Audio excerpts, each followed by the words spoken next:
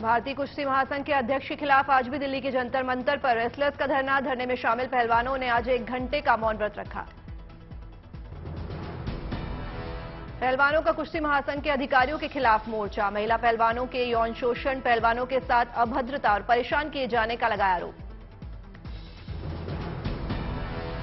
कुश्ती संघ के अध्यक्ष ब्रजभूषण शरण सिंह ने खेल मंत्री अनुराग ठाकुर से फोन पर बात करके लगाए गए आरोपों पर सफाई दी। पहलवानों के आरोपों की जांच के लिए कमेटी बना सकता है खेल मंत्रालय।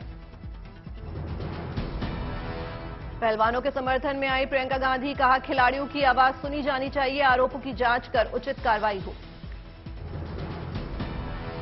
जंतर मंतर पर धरना दे रहे पहलवानों के पक्ष में उतरे फोगाट, सांगवान, शिवराणा, सदगामा खाप मामले की निष्पक्ष जांच की मांग की। गीता फोगाट ने कहा WFI में जो होता है उसे सामने लाना खिलाड़ियों का फर्ज। पीएम मोदी का आज कर्नाटक और महाराष्ट्र दौरा। पहले कर्नाटक पहुंचे पीएम मोदी। यादगिरी में पीएम मोदी का कार्यक्रम पहुंचने पर हुआ भव्य स्वागत। कर्नाटक को पीएम मोदी ने दी 10,800 करोड़ की विकास परियोजनाओं की सौगात। पीएम ने कर्नाटक में खेती पेयजल प्रोजेक्ट का किया उद्घाटन। 2 लाख से ज्यादा लोगों को मिलेगा पीने का पानी। पीएम ने हाईवे प्रोजेक्ट का भी किया शिलान्यास। कहा इलाके में विकास को मिलेगी रफ्तार। कर्नाटक के बाद प्रधानमंत्री मोदी का मुंबई दौरा। महाराष्ट्र को मिलेगा 38,800 करोड़ रुपए की परियोजनाओं का तोहफा। मुंबई में 2 नई मेट्रो लाइन का पीएम करेंगे उद्घाटन। मेट्रो की सवारी भी करेंगे। मुंबई को मिलेगी मेट्रो 2A और 7 की सौगात। दहिसर ईस्ट और DN नगर से जोड़ता है metro route 2A। Metro route 7 अंधेरी ईस्ट को दहिसर से जोड़ता है। मुंबई में पीएम कई विकास परियोजनाओं की रखेंगे आधारशिला। जनसभा को भी करेंगे संबोधित। पीएम को दौरे को देखते हुए मुंबई में कड़े सुरक्षा इंतजाम किए गए। पीएम के कार्यकर्ता के मद्देनजर कई रास्ते बंद।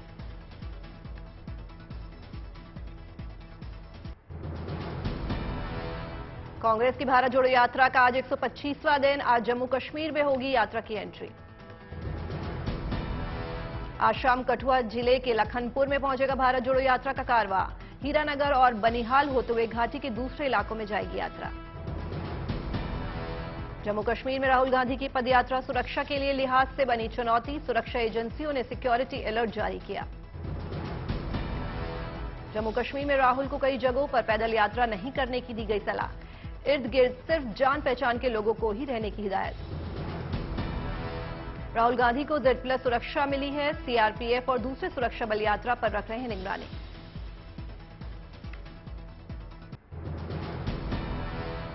राजस्थान पेपर लीक को लेकर सचिन पायलट का नया आरोप। कहा तिजोरी में बंद पेपर कैसे लीक हो गए। पूछा कि ये कैसी जादूगरी है। एग्जाम की कॉपी होती है, वो तिजोरी बंद होती है।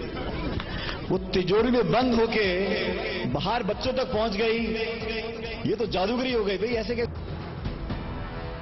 पायलट ने कहा पेपर लीक के मास्टरमाइंड के खिलाफ होनी चाहिए कड़ी कार्रवाई। यूपी मदरसा बोर्ड की मीटिंग में बड़ा फैसला। राष्ट्रीय बाल अधिकार संरक्षण आयोग की सिफारिशों को किया खारिज।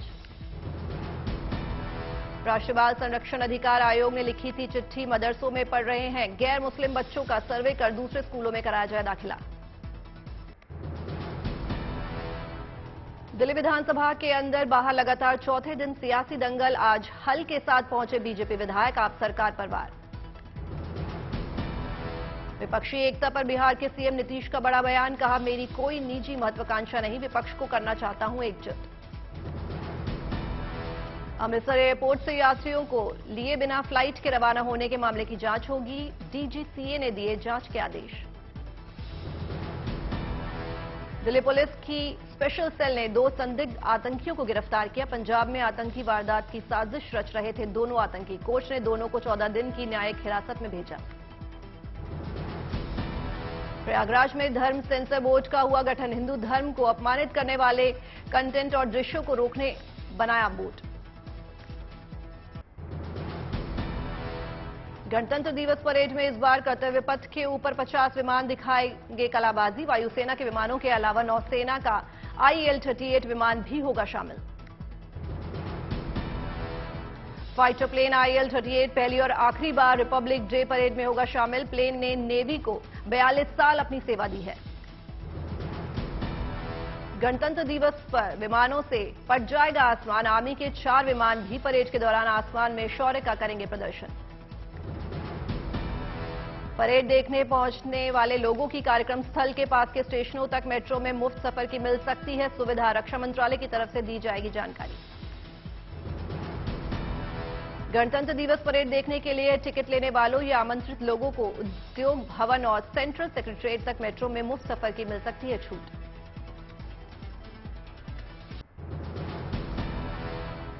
रडार इमेजेस से मिले संकेतों ने जोशीमठ को लेकर बढ़ाई चिंता। संकेतों के मुताबिक जोशीमठ शहर सरक रहा है। ग्रेविटेशनल इंस्टेबिलिटी के मिले संकेत। जोशीमठ आपदा के प्रभावित लोगों को राहत पहुंचाने की कवायद। फौरी राहत देने के लिए बनाए जा रहे हैं अस्थायी ठिकाने। जमीन को समतल करने के बाद प्री फैब्रिकेटेड हट बनाए जाएंगे। इसमें एक किचन, टॉयलेट, बाथरूम और 2 कमरे होंगे। इसे 6 महीने के लिए दिया जाएगा। अस्थायी ठिकाने बनाने के लिए चमोली में उद्यान विभाग की जमीन को समतल करने का काम शुरू। बद्रीनाथ नेशनल हाईवे 58 और औली रोड से लगा हुआ है इलाका। जोशीमठ आपदा के बीच 4 धाम यात्रा की भी तैयारी। सरकार ने यात्रा समय शुरू करने के दिए संकेत। देश की पहली रैपिड रेल की शुरुआत मार्च से होने जा रही है। इससे पहले रैपिड रेल का ट्रायल साहिबाबाद से दुहाई के 17 किलोमीटर ट्रैक पर किया गया। ट्रायल के दौरान 160 किलोमीटर प्रति घंटे की रफ्तार भरती नजर आई। रैपिड रेल पूरी तरह बनने के बाद दिल्ली से मेरठ की यात्रा करने में सिर्फ 50 मिनट लगेंगे। नोएडा के लोगों के लिए एक अच्छी खबर है। G20 समिट के लिए नोएडा में रन फॉर G20 का आयोजन किया जा रहा है। 21 जनवरी को नोएडा स्टेडियम में रन फॉर G20 का आयोजन होगा। सीएम योगी वर्चुअली दौड़ को हरी झंडी दिखाएंगे। शिमला के लोगों के लिए गुड न्यूज। अस्पतालों में कोविड-19 टीके की एहतियाती खुराक की जाएगी शुरू। Annual status of education ASER का दावा। सरकारी स्कूलों में छात्रों के एनरोलमेंट में हुई बढ़ोतरी। 2022 में 72.9% बच्चों ने देश के सरकारी स्कूलों में करवाया एडमिशन। ASER 2022 की रिपोर्ट के मुताबिक साल 2022 में पहली से 8वीं तक के 30.5% बच्चों ने लिया ट्यूशन क्लास। उत्तर प्रदेश, बिहार और झारखंड में निजी ट्यूशन लेने वाले बच्चों के अनुपात में 8% की बढ़ोतरी। गोरखपुर मंदिर परिसर में कुर्सी पर आ बैठी बिल्ली। सीएम योगी खुद पहुंचे देखने। महाराष्ट्र के गढ़चिरौली में आधुनिक हुई स्वास्थ्य सुविधाएं। बाइक एम्बुलेंस की हुई शुरुआत। भोपाल में बनाया जा रहा है 36 मीटर लंबा क्रूज। काम करते दिखे कर्मचारी। मालदीव्स के हनीमाधु में इंटरनेशनल एयरपोर्ट डेवलपमेंट कार्यक्रम में शामिल हुए विदेश मंत्री एस जयशंकर। लोगों को किया संबोधित। दिल्ली में अंतर्राष्ट्रीय नागरिक उड्डयन सम्मेलन का आयोजन। कार्यक्रम में नागरिक उड्डयन मंत्री ज्योतिरादित्य सिंधिया ने की शिरकत। असम के गुवाहाटी में फोटो एग्जीबिशन का शुभारंभ। राज्यपाल जगदीश मुखी ने किया उद्घाटन। दिल्ली में भारत की G20 प्रेसिडेंसी पर पैनल चर्चा का आयोजन। अधिकारियों ने बैठक में लिया हिस्सा। चेन्नई में छात्रों को सौगात। मंत्री उदयनिधि स्टालिन ने कोचिंग क्लास सेंटर का किया उद्घाटन। सूरत के शिवघेला मंदिर में उमड़े श्रद्धालु। मान्यता के अनुसार भक्तों ने चढ़ाए केकड़े। गोरखपुर के गोरखनाथ मंदिर में खिचड़ी मेले का आयोजन। भारी संख्या में उमड़े लोग। अजमेर में ख्वाजा मोइनुद्दीन चिश्ती तीर्थ में उर्स उत्सव। भारी संख्या में जुटे श्रद्धालु। श्रीनगर में BSF के बैंड ने दी प्रस्तुति। डल झील के तट पर हुआ कार्यक्रम। इस दौरान देशभक्ति की धुनें बजाई गई। मथुरा में जिला स्तर पर निवेश सम्मेलन का आयोजन। शहर को मिला 18,000 करोड़ रुपए का निवेश प्रस्ताव। कार्यक्रम में पहुंची सांसद हेमा मालिनी। श्रीनगर में हाईटेक पाली हाउस सब्जियां उगाने में निभा रहे अहम भूमिका, किसानों को बेहतर कारोबार की उम्मीद।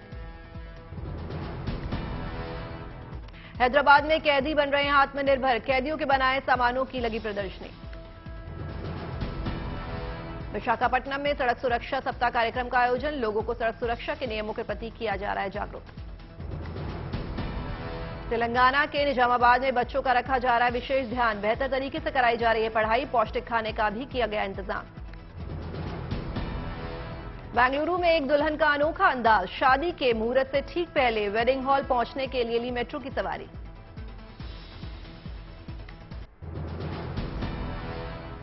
आज दिल्ली और अस्पताल के इलाकों में बादल छाए रहने के अनुमान के बीच दिल्ली में खिली धूप, कुछ इलाकों में हो सकती है हल्की बारिश। हवाई यात्रा पर दिखा कोहरे का असर, दिल्ली आने जाने वाली कई फ्लाइट लेट। लद्दाख में करगिल और द्रास के इलाकों में बर्फबारी, जम गया नदियों का पानी। मौसम विभाग ने हिमाचल में बारिश और बर्फबारी का जारी किया अलर्ट, जिला प्रशासन हुआ सतर्क। केदारनाथ धाम में रुक रुक कर हो रही है बर्फबारी, 3 से 4 फीट तक जमी बर्फ।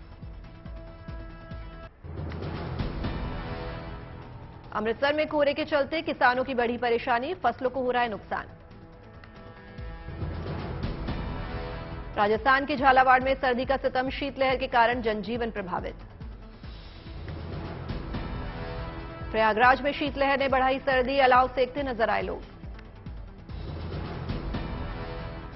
रूस के याकुतिया में -52 डिग्री तक पहुंचा तापमान, नूडल बनाकर खाए जाने से पहले ही बर्फ में हुए तब्दील। ब्राजील की अल्ट्रा रनर फर्नांडा मैशेल ने किया कमाल, अंटार्कटिका के -35 डिग्री तापमान में सबसे ऊंची चोटी माउंट विंसेंट पर की चढ़ाई।